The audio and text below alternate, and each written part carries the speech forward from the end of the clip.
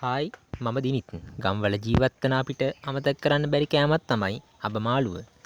අඩු කුළුබඩු ප්‍රමාණයකින් සාදන ආකාරය ආරම් මම ආවේ අද.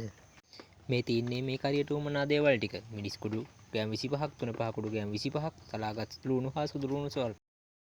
අප ගෙට් ටික සෝදාගෙන මේ වගේ ආකාරයට කපා ගන්න. ලස්සන වළඳක් ලිපේ තියා තෙල් මේස හැඳි දෙකක් දාගන්න. දාගත් තෙල් ටික රත් වුණාට පසුව ලුණු සුදු ලුණු ටික හා කරපිංචා දමා රන්වන් පැහැයෙන තුරු බැදගන්න.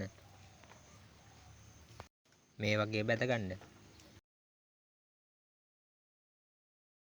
දැන් මිරිස් කුඩු ටිකත් හා තුන පහ කුඩු ටික දමා හොඳට කලවම් කර බැදගන්න.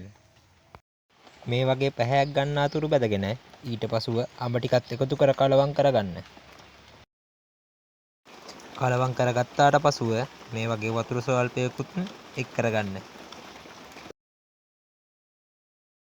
වතුර ස්වල්පයත් එක් කරගත්තාට පසුව ලුණු ස්වල්පයකුත් දමා විනාඩි 15ක් පමණ අඩු ගින්දරේ පිස ගන්න.